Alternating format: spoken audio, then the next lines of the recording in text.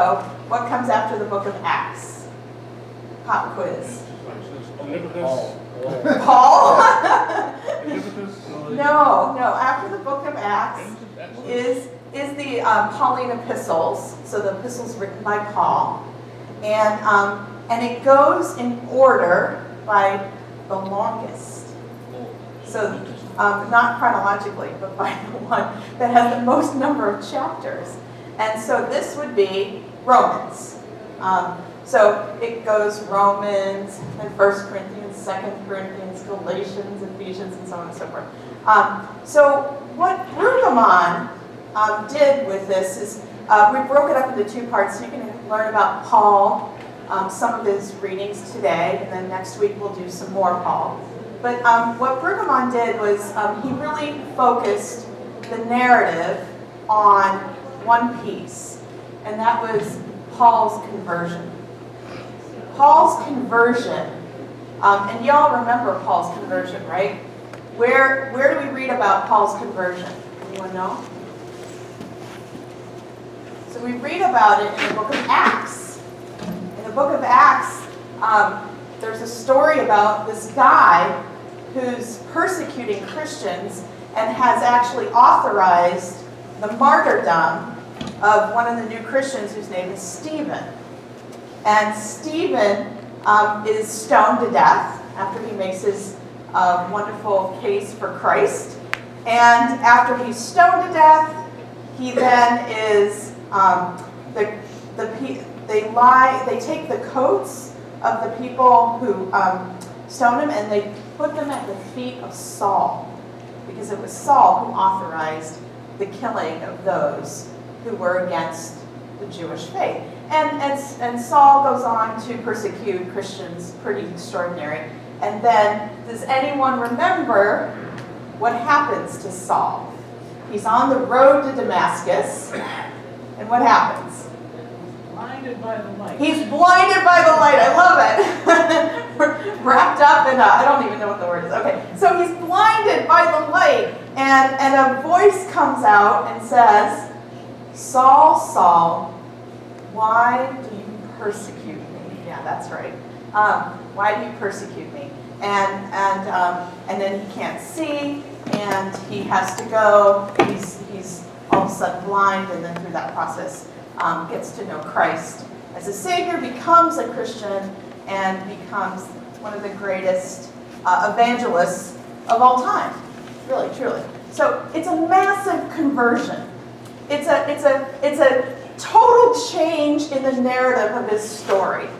It's as dramatic as you can get it. And so for Brueggemann, this is how you should use, this is the lens with which you should interpret all of Paul's epistles. So he says, it is impossible to overstate the importance of Paul's personal conversion to Christ that provides for him a new basis of faith and thought. He describes himself as a Torah-keeping Jew, and then immediately and dramatically he is transformed by the overwhelming experience of Christ that places the grace of God at the center of his thinking.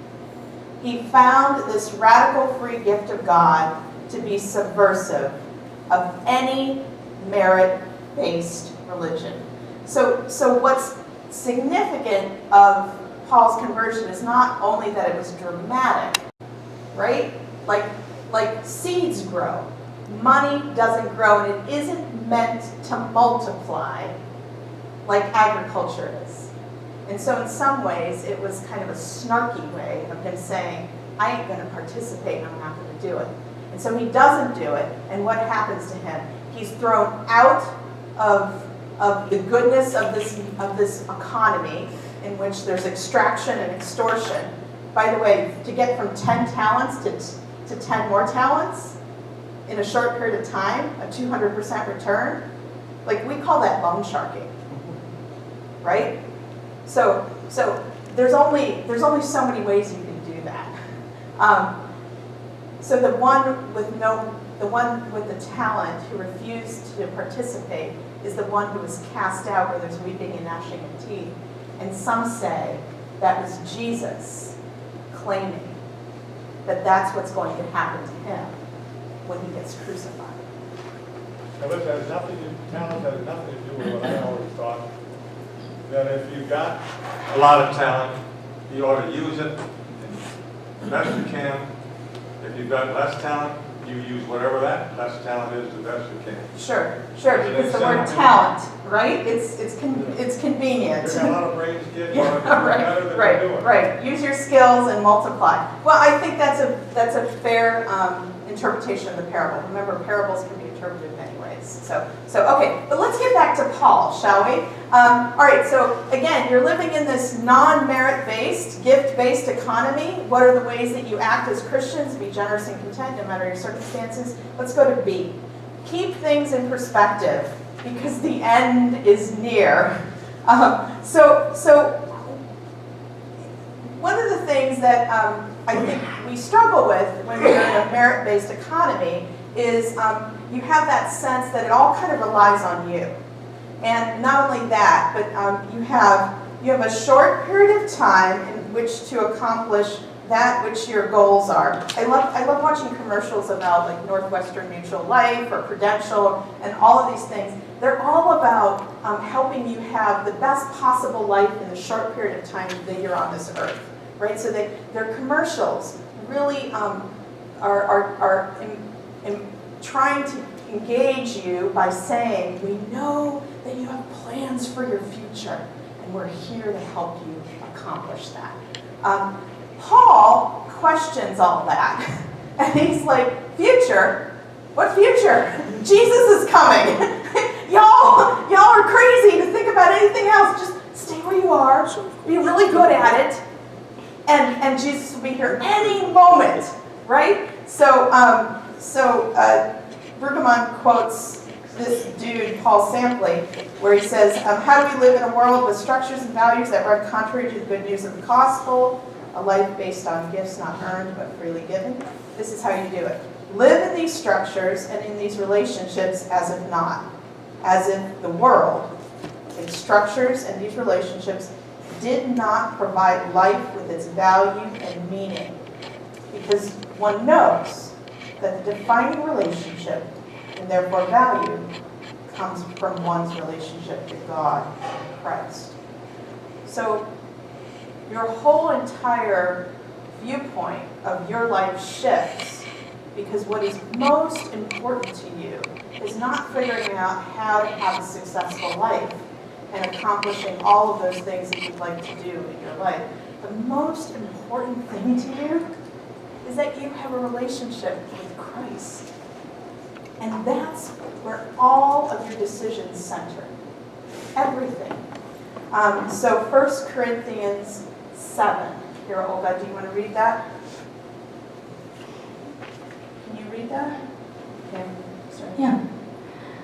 Corinthians. However that may be, let each of you lead the life that the Lord has assigned to which God called you. This is my rule in all the churches. Was anyone at the time of his call already circumcised? Let him not seek to remove the marks of circumcision. Was anyone at the time of his call uncircumcised? Let him not seek circumcision. Circumcision is nothing and uncircumcision is nothing, but obeying the commandments of God is everything. Let each of you remain in the condition in which you were called. Were you a slave when called? Do not be concerned about it, even if you can gain your freedom. Make use of your present condition now more than ever. For whoever was called in the Lord as a slave is a free person belonging to the Lord, just as whoever was free when called is a slave of Christ. You were bought with a price. Do not become slaves of human masters. In whatever condition you were called, brothers and sisters, there remain with God. I mean, brothers and sisters, the appointed time has grown short. From now on, let even those who have wives be as though they had none, and those who mourn as though there were not mourning. and those who rejoice as though they were not rejoicing, and those who buy as though they had no possessions, and those who deal with the world as though they had no dealings with it. For the present form of this world is passing away. Great, thank you so much. So, what a great text. Slaves. Why change your present condition? Because Jesus is coming. So how does this work for a 21st century Christian who is obviously used to a delay? I mean, I think this is part of Paul's epistles that we naturally struggle with. If we actually don't believe that Jesus is returning. And in some ways, that's part of our challenge as 21st century Christians. Do we believe that Jesus is going to return in our lifetime? And if so, how does that change the way that you're acting today? That'll help. So I think that's one of the questions that Paul elicits from us as he lives in this new way of being. Okay, yeah.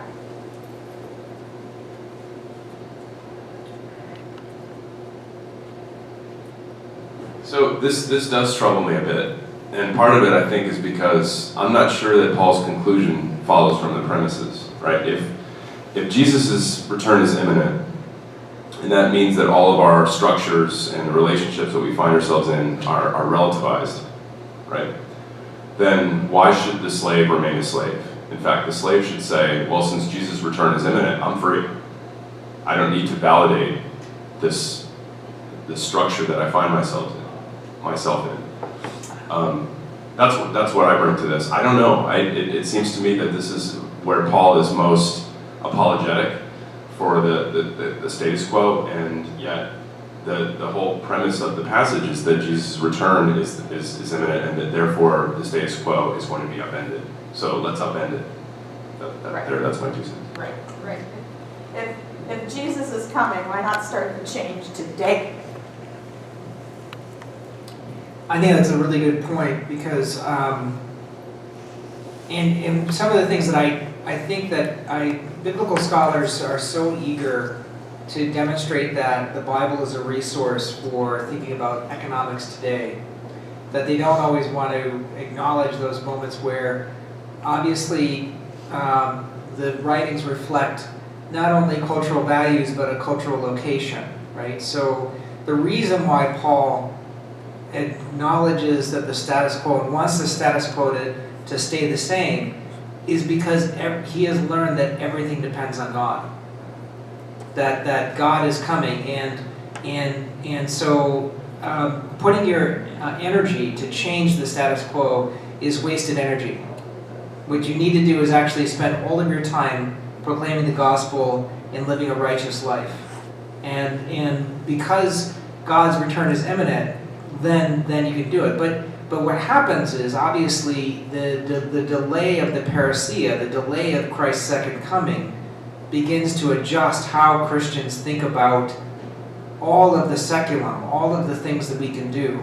And money is one of the 3 parts of the seculum. It was money, and it was waging war, and it was holding property.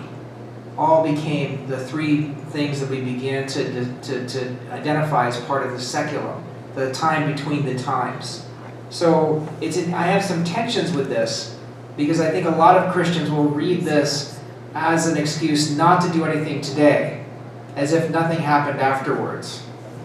Thank you. That's incredibly helpful, because I think the cultural milieu sort of asked for Paul to answer this question, and he does it here, and he does it in 1 Thessalonians, of course, where people are like, wait a second, people are dying. I thought Jesus was supposed to return. And so he's answering the question within his context. So then the question about how does this change for our context, I think, is a really great one, and that it changes for those 3 pieces. One of the things, though, that I think Paul does allow for us to do is to struggle with that question, what does happen if the end of the world is near? Does it change anything for you? Does it change your priorities? Does it change the way that you would act with one another? What does it do? Because the one thing that Paul says that we still agree with is that there is going to be a final return of Jesus Christ, right? So when you say the Eucharistic prayer, there's always this part where after the priest has proclaimed that there is bread, and there is wine, there is body, there is blood, you say a couple of words. In prayer A, it's Christ has died, Christ is risen, and Christ will come again. Christ will come again. So that hasn't changed over the centuries. We still believe that. So I think the legitimate question, given both Troy and Father Bill's concerns, is still, what does change for us as Christians? But thank you for those astute comments. All right, I'm going to move a little. Sorry. The third way that Paul kind of questions or develops, I would say, a gift-based vision of living is to imitate one another's generosity. And what I love about Paul is he's incredibly helpful for anybody who's trying to figure out how to live this Christian life. I think that's one of the reasons I loved reading the epistles when I first became a Christian, because it was like, oh, that's how you do it, you know. And having that kind of instruction is incredibly helpful, I think, not just for new Christians, but for Christians who are really deeply interested in learning how to live in this new way. So 2 Corinthians 8 and, in fact, 2 Corinthians 9, both 8 and 9, deal with one of the ways that he encourages us to live out of the vision of grace, the vision of it was gifted to you. And that is, look at how other people are being generous and do the same. Now, I think this is astonishing, right? Because we live in a time where you're encouraged to be your own self, and to be fully your own self, make your own decisions. And not only make your own decisions, do what's best for you based on what your decisions are. So it's a very kind of individualistic vision. And Paul gets that in order to live in a gift-based life, you not only need others to imitate, to show you, oh, that's how you do something like that. You also need others to encourage you to do it. Because, like, I can give because you all are giving. And you all can give because others are giving. I mean, when Father Bill stands up and says, I'm pledging, I'm giving, for all of us, we're called to imitate generosity, right? So 2 Corinthians 8 and 2 Corinthians 9 help us out with that. This is the whole chapters. I couldn't cut. I'm so sorry. I tried really hard. But it was so profound to me to read this with the lens of trying to understand our economic life. And I did hear you, Father Bill, when you said that sometimes we tend to push a vision of how to live with our wealth and possessions on a text that's not really saying that. Thank God 2 Corinthians 8 and 9, I think, is squarely in that place where we're talking about wealth and possessions and sharing and generosity. I don't mean to be difficult, but if we're supposed to model generosity to one another so that they can also be generous, sounds like a good idea and even good psychology, then what happens to do not show off your generosity and your piety before others? I love how you guys are quoting other scriptures to exegete Paul. So where does that come from? Matthew, I think. Sermon on the Mount, the Gospel of Matthew. Again, we're back to the Gospel of Matthew. Interesting. So how does it, if you give alms, do not let your left hand know what your right hand is doing, right? Can we safely assume that Jesus trumps Paul? Does Jesus trump Paul? All right. What's the wisdom of the group? I got when Jesus was criticizing the people, he was criticizing the Pharisees who would actually make a big show of giving the new bowels or whatever, and just make a big show of it. And that was the reason they gave was to show off, not to necessarily give. Beautiful. What a great response. And I love the bells. I want a bell. Yeah, okay. Well, I think that's a very helpful kind of response. That there's a difference here. Now, what Paul's interested in doing is developing disciples' habits.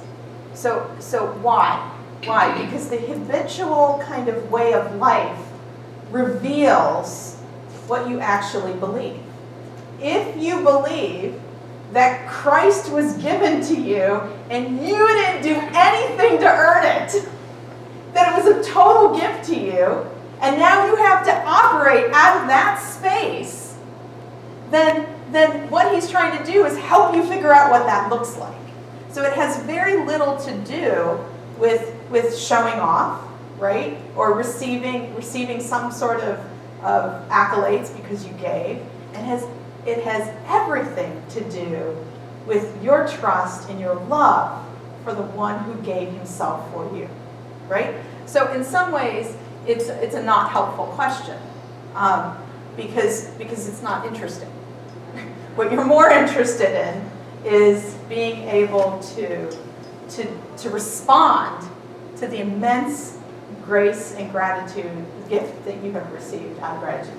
So does that make sense? I was just being difficult. You were being difficult. Well, Eric, thank you so much. It's never happened before, so we know that was really out of character. I tease, because I love. It's interesting though, I don't want you to think that because we have to interpret the scriptures means that it no longer applies, right? Because every act of reading the scriptures is an act of interpretation.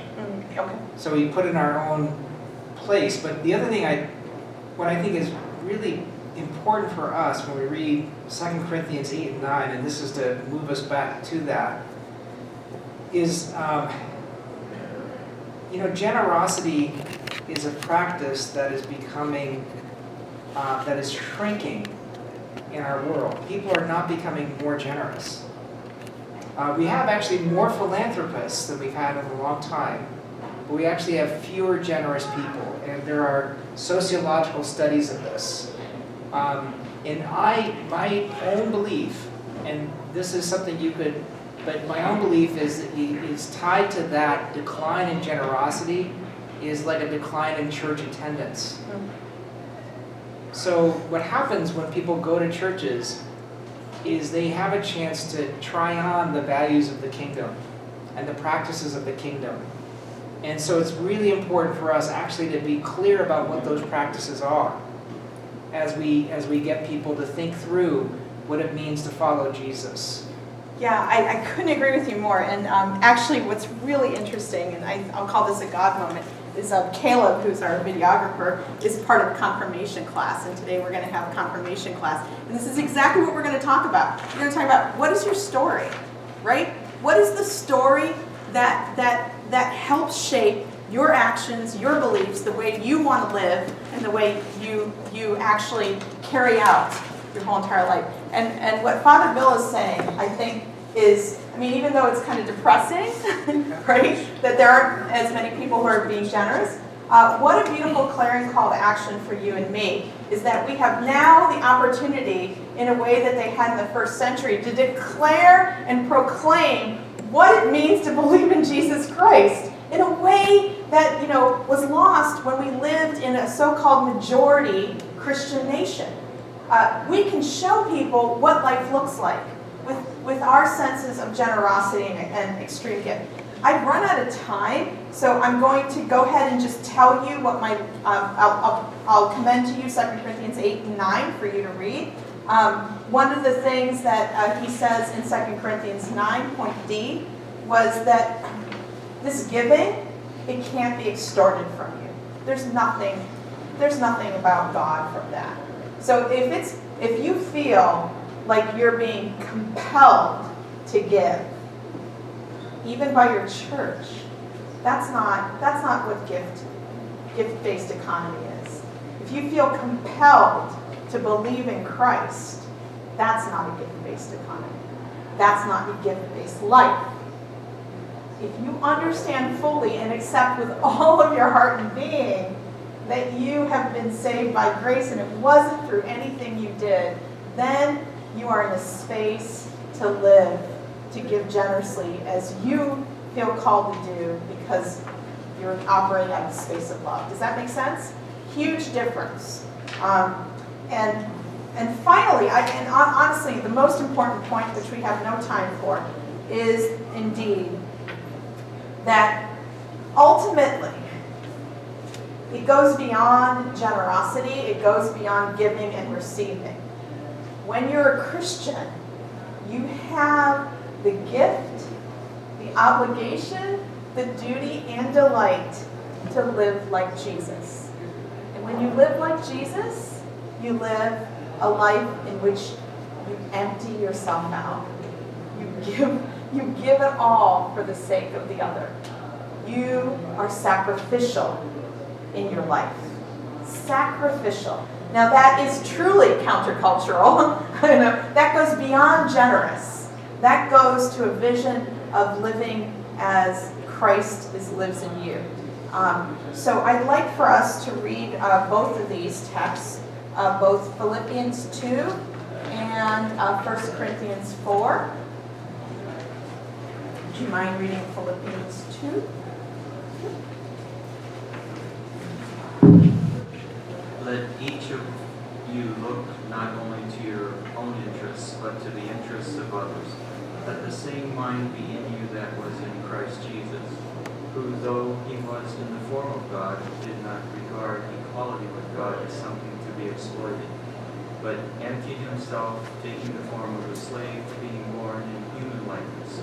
And being found in human form, he humbled himself and became obedient to the point of death, even death on the cross. Thank you. And do you want to read 1 Corinthians 4? Thank you. Think of us in this way, as servants of Christ and stewards of God's mysteries. Moreover, it is required of stewards that they be found trustworthy. I have implied all this to Apollos and myself for your benefit, brothers and sisters, so that you may learn through us the meaning of the saying, nothing beyond what is written, so that none of you will be puffed up in favor of one against another. For who sees anything different in you? What do you have that you do not receive? And if you received it, why do you boast as if it were not a gift? Already you have all you want. Already you have become rich, quite apart from us who have become kings. Indeed, I wish that you all had become kings, so that we might be kings with you. For I think that God has exhibited us as apostles as last of all, as though sentenced to death, because we have become a spectacle to the world, to angels and to mortals. We are fools for the sake of Christ, but you are wise in Christ. We are weak, but you are strong. You are held in honor, but we in disrepute. To the present hour we are hungry and thirsty, we are poorly clothed and beaten and homeless, and we grow weary from the work of our own hands. While reviled we bless, when persecuted we endure, when slandered we speak kindly. We have become like the rubbish of the world, the dregs of all things to this very day.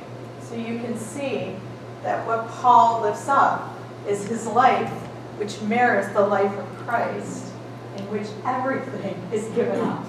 Everything. And not only that, your own well-being and your own status in the world is turned around on its head. And you're reviled, and you're persecuted, and yet your response is to be Christ-like in that, and to speak kindly and give. That's the sacrificial life. That is the life that each of us is called to, that we embody when we go through the process of realizing what a gift Jesus Christ is to each and every one of us. Any thoughts or questions or comments? Hello, glad you're here. Thank you for being here. I know you're going to set up for the great. Yeah, we're enjoying this. Oh, good, yeah, we'll get you here. Here's a copy of this so you can have it. Any thoughts by anyone, or?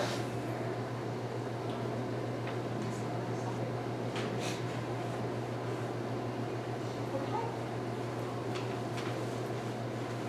All right, well, I think then our time is good. Are we early? Finished early. Yeah? No? 10 till. Is it 10 till? Yeah. Oh, my watch stopped working. Great. All right, I'm gonna go. Bye.